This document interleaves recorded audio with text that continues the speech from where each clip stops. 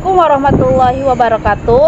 Perkenalkan, nama saya Nurul Munajia dari Prodi PJKR semester 5 PKIP Syekh Mansur Pandeglang. Saya di sini akan memperagakan penolongan pertama pada orang yang tenggelam.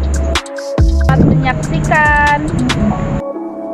Berenang merupakan jenis olahraga yang tidak hanya menyehatkan, tetapi juga menyenangkan dan dapat membuat badan menjadi segar. Gak heran bila jenis olahraga yang satu ini digemari oleh banyak orang, mulai dari anak-anak sampai dewasa. Bila dilakukan dengan teknik yang benar, berenang sebenarnya aman untuk dilakukan.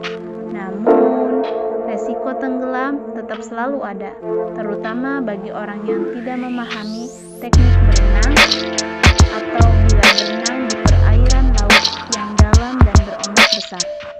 Oleh karena itu, penting untuk mengetahui pertolongan pertama yang bisa dilakukan pada orang yang tenggelam di sini.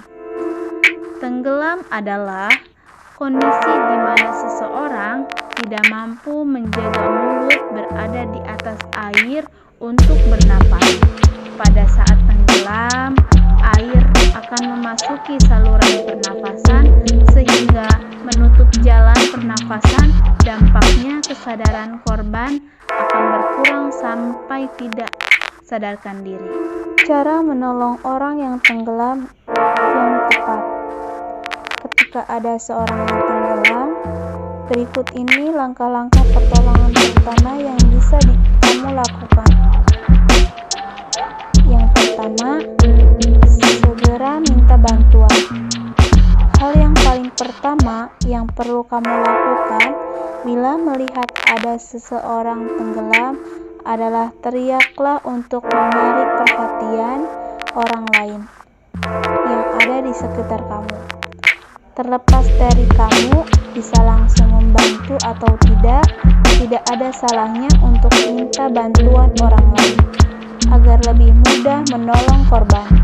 Kamu juga bisa meminta bantuan pada penjaga pantai atau kolam bila ada, atau segera hubungi layanan darurat. Yang kedua, keluarkan korban dari air. Setelah itu, lihatlah sekeliling kamu untuk mencari alat yang dapat membantu mengeluarkan korban dari dalam air. Bila korban masih sadarkan diri dan bergerak di dalam air, cobalah untuk manggil dan menenangkannya. Kalau bisa, cobalah raih tangan korban ataupun menggunakan tali dan alat bantu lainnya. Yang terpenting, usahakan untuk segera mengeluarkan korban dari dalam air. Yang ketiga, menolong korban yang sudah tenggelam. Menolong korban yang sudah tenggelam hanya bisa dilakukan oleh tenaga terlatih ataupun orang yang memiliki kemampuan berenang yang cukup baik. Selain itu, penting juga untuk membawa peralatan yang memadai pada saat pergi memberi pertolongan. Jangan sampai kamu ikut menjadi korban karena lalai dalam memberi pertolongan. Yang keempat, periksa pernapasan korban.